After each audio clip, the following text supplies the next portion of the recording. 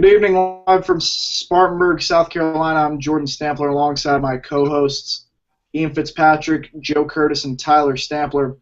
Fresh off of NBA All-Star Weekend and fresh off a peanut butter and jelly double stack, it's pretty cold out here in Spartanburg. Ian, how is it in Cleveland?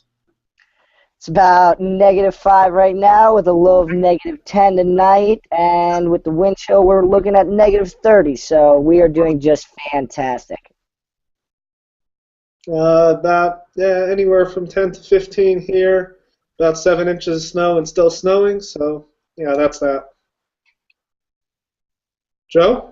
You know, when I woke up this morning, I asked the great basketball god Mason Plumlee to bless me with great weather, and he came through with positive 68 degrees. I hear you on that one, Joe, so we'll just get right into it with the dunk contest. Zach LaVine flies and skies over everybody else. Victor Oladipo gives him a bit of a run. What was your take on the dunk contest, Joe? You know, Mason Plumlee was named the mayor of Brooklyn last week. You want to know why? Because he's Brooklyn's own, and those 30 magnificent points in the slam dunk competition are God's gift to us. Joe, I'm 5'6" on a good day with my shoes on, and when I jump, I can barely hit the net. If I attempted to dunk, I would have gotten the same amount of points as he did. That's 30 points for doing nothing. Do you have the key to the city of Brooklyn? How is it possible to score points if you don't get it in the basket? When it's a dunk contest and you don't dunk, That's like, aren't you disqualified, like 0? yeah, it's like if I go into work, I'm not going to get paid. He didn't put it in the hoop, he shouldn't get paid. I agree. Well, he got paid because of me. Moving forward, guys, a three-point competition. Mr. Curry balls up and makes it rain from downtown. Is he the best three-point shooter in the NBA? No question, hands down the best in the NBA. And I'll argue he's the best of all time, better than Ray Allen and Reggie Miller. Oh, wow. That is a bold statement coming out to say that it's the best of all time. But I will say he is the best in the NBA right now. I mean, sports science proved it, with the angle of his shot. He has a greater chance of making it than everybody else. But you can't compare, his 5-6 year career to, Reggie Miller and, all the other guys who were in the league for 14, 15, 16 years. And Ray Allen still might even come back. I'm not going to believe the hype, and I'm going to go and say Kyle Korver, best shooter in the league on the best team in the league. The Atlanta Hawks, Hot Atlanta, we're shooting some fire in those hoops, baby. Joe Curtis always with a real bold comment. As for the game, guys, Russell Westbrook wins the MVP, drops 41. LeBron James passes Michael Jordan for second all-time in the All-Star Game scoring list. More importantly, do either of those two things really mean anything? You play to win the game, Jordan. Those points matter. Fair enough. The points in the game, the 41 points in the game matter, yes. Do those stats matter? No. I mean, 41 was more than Michael Jordan scored in any All-Star game. Does that matter? I don't know. You know what, Tyler? Statistics make the world go round. You think about that for a second. No. But when they don't play defense, you can score unlimited points, so it's really a skewed stat in my eyes. No, it's limited. There's a set amount of time in a game, so at one point or another, it's going to get cut. Ian, it's not skewed because it's the All-Star Game, so everybody who ever had an all-time scoring record in the All-Star Game got to play in the All-Star Game. There's no skewed about that. Back in the day, they used to play defense. True. Maybe a little bit. I'll give you that. Some pretty cool stuff happened last night. The Gasol brothers squared up at the tip-off. That was the first time a pair of brothers have ever done that. And LBJ made a comment about wanting to play, or he would like to play, in MSG every night. Does that kind of toy with Knicks fans' hearts after seeing Amari and possibly Melo done for 2015? It's funny that he says that because they didn't play at MSG last night. They played at the Barclays Center. So you are wrong. Madison Square Garden in the All-Star game. All of the skilled competitions and everything else was at the Barclays Center. They pulled a fast one on me. They did.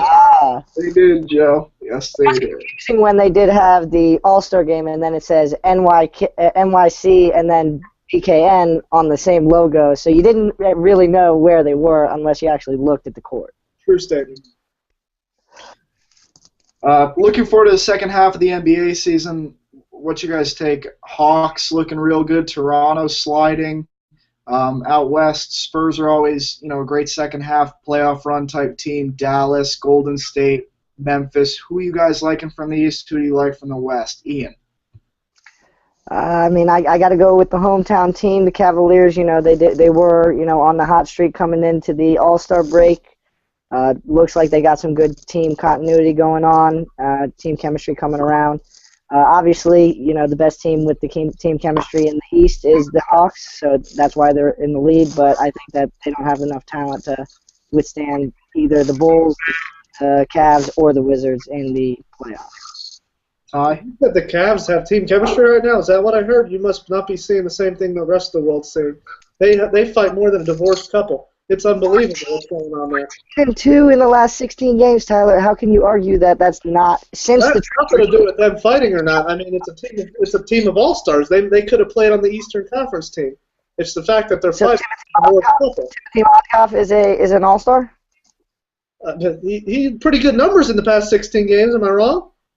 Yeah, he's the reason why they're playing so well, because they actually got a big man down low who's going to play defense and get some rebounds. Sorry. Out of the West. Out of the West, I'm going with, honestly, the Portland Trailblazers are going to win the West. I'm calling it now. I'm going to go with him. I like Damian Lillard. He's going to slither all over the defense and score some points. Spell check on that, please. Moving forward, college basketball. Got to pay our respect to two of college basketball and college sport in general's greatest, Dean Smith and Jerry Tarkanian, both passing within the last couple of weeks. Just want to pay our respects to them. As we move forward here, March Madness, we got Super Tuesday, some big games tomorrow night. The Kentucky Wildcats, that's always not even a question for me, but it is for you guys. Who do you like moving forward into March to close the season? Michigan State, Tom Izzo's team always is great down the stretch. Some big games tomorrow night. What's your take, Joe? I'm going with the Kentucky Wildcats. I'm not. We all know I'm not. I'm going to continue to say it. I'm not. Gonzaga, number 3 in the country, on the rise. Duke, I'm going to go with all the way back, and I don't hate saying this, and Ian's going to like me saying this, but Notre Dame, I feel, is a better team than Kentucky. I don't agree with that. I as a Notre Dame fan, obviously I want to see them win every single game, but I don't see much on the court other than Mr. Grant. Without him, they're not even a ranked team or even in the question. But, Kentucky, you can't argue with that talent. Their starters and their backups could be both in the top 5 if they were starting 5s. The thing when it comes to Kentucky, and you know what, it's happened in the past where this number 1 team goes in and falls real quick in the tournament. Tournament time is big difference, and those guys have hot heads, and it'll come to them, and I have a feeling like they're going to lose. I'm not going to say they're going to lose in the first round, second round, maybe not even the Sweet 16, but I feel like Elite 8, they're going down. Elite 8. My pick right now would definitely be Duke, though, just because, with Okafor and Tyus Jones, the only games that they lost, were horrible from the free throw line, and they didn't even make a shot against Notre Dame in the last 6 minutes. But, I'm going to have to go with Duke. Just got a gut feeling about Coach K. They're having a great season, and I think that he can overtake Calipari and the Wildcats, though. Some teams you guys didn't mention: Wisconsin, Arizona, Kansas, a rising SMU team, a Maryland, Big Ten Maryland team who plays a tough schedule, also Virginia. Probably some teams we should all keep our eyes on as we move forward into March, late February, March. Moving forward, we're going to talk about Nike losing the University of Miami to Adidas and Arizona State, as well as putting out some subpar soccer uniforms for the U.S. national team. Is that right, Joe? This is correct. I think Nike has gotten to the point where they put zero effort into their work. As you saw in the World Cup, it was a popsicle uniform. Now we have a blue worm. Popsicle, like the firecracker popsicle. That is correct. An American classic. That's why we liked it for the Summer World Cup. Makes sense now that I put it that way. I do. Yeah, you know what? Maybe they put effort. That is actually genius.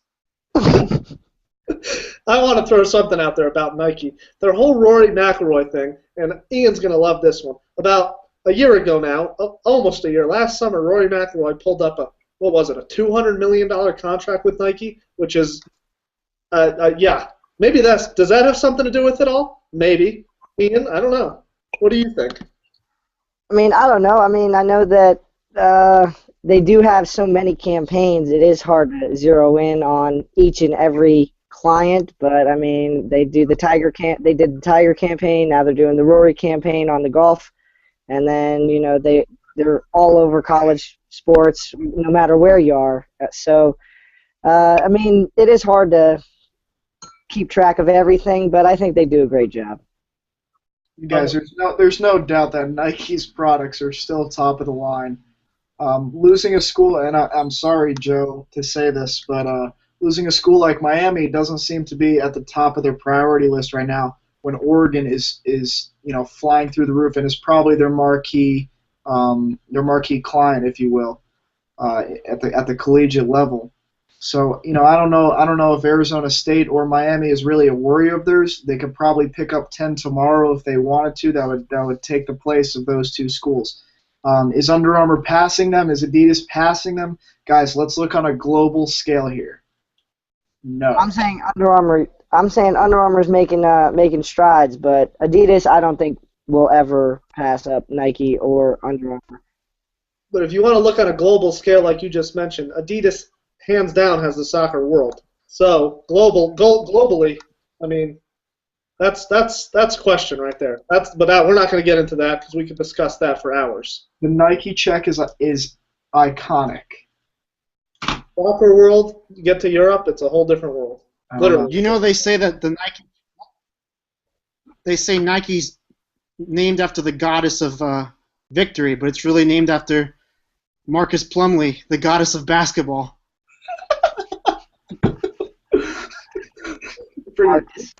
Pretty sure that's not his name. Ian, can we spell check that, please? Yep, that would be Mason, sir. Thank you, Ian. Marcus, Mason, Miles, whatever. Well, you got two of the three brothers, right? You might have gotten the third. I don't even know the one who's at Duke. On to the random segment, Joe, since you feel so erratic today. What do you got? Random segment. Are you still happy with Katy Perry performing the Super Bowl? With who? Katy Perry. Oh, yes, I'm still happy. The dancing sharks, everything associated with it. God, if I had to be an actor in there, I clearly would have wanted to have been the tree. I got a random segment for you guys. What was better, the commercials of the Super Bowl or the commercials of the All-Star Game? I don't even know. I wouldn't even know how to answer that question. The commercials of the All-Star Game were off the charts. Unbelievable. I was laughing nonstop. I plead the fifth. Yeah. All righty. Thank you, Ian. On to fan mail now. Guys, we've been getting blown up with followers over the past week. Love every bit of it. I believe we got some fan mail for all of us this week. If we just check right here real quick, I'm going to go into our Twitter account that is at @TV_timeout. Some of the followers we recently got are the Closer. We got a follow from the Closer. We got a follow from Jordan Modine. We got a follow from Marissa Klontz. We appreciate you guys. Those are just me reading some off the top here. One question that's the gym goers to Ian. He said, Ian, why do you always wear the same tie? Same tie? Yep. No. If you actually check, I wore the Power Red tie when the Patriots won or we're going, with the Super Bowl. Then after the first one, I wore my Kelly green. So this would be silver and blue. It's a good combination. It brings out my eyes. I got a great question here. This one's for Joe. It's from Dookie471. Joe, Miami's lost 5 of 7 ACC games. Angel Rodriguez, existent or not? Can you repeat that? I'm sorry. Miami has lost 5 of 7 ACC games. Angel Rodriguez, existent or not? Question mark. Angel Rodriguez is a demigod, and without him, we wouldn't have any wins in the ACC. I mean, that's in question, though. I'm going to go with the guy's question here. I'm assuming he's a Duke fan. He's probably upset still that Miami beat Duke. But Angel Rodriguez today fouled out in regulation. I think he was like 2 of 7 shooting. He has great games, for instance, Duke, which the man's probably upset about, and then he has games like today against Boston College. So, I don't know. I'll leave it up to you. What do you think about the man? No good, good, in between, indifferent? Okay. I think I'm sorry, having technical difficulties. All right, then we'll move on. Any other questions, Jordan? Yeah, I got one more. The question is again for Joe Curtis. Says, Joe, you have a picture of a racer, a NASCAR driver behind you. Who is that? That is the late Dale Earnhardt. Thank you, Joe. Sure, our fans appreciate it. On to our closing question, guys. We have closing question / comment. College baseball opened up this weekend. A lot of talent around the country. Obviously, college baseball season is the best season of them all. What's your guys' take? Who do you like to take Omaha? I'm liking the Hurricanes in Miami. They just beat Rutgers 45-18 total. That is a kablamo on the diamond. Kablamo. Ian? ACC powerhouse. There's so many teams. I mean, you could go, Cal State Fullerton, Miami, FSU. It doesn't matter. I mean, to me, I don't really put much of an investment in college baseball, but it should be exciting to watch. Ty? I'm going to go random long shot here. I'm just going deep into the small brain that I do have, and I'm just going to say LSU. Why not? Not a bad pick. Always a good program down there in the bayou. Folks, we appreciate you watching. This is Jordan Stempler signing off. Joe?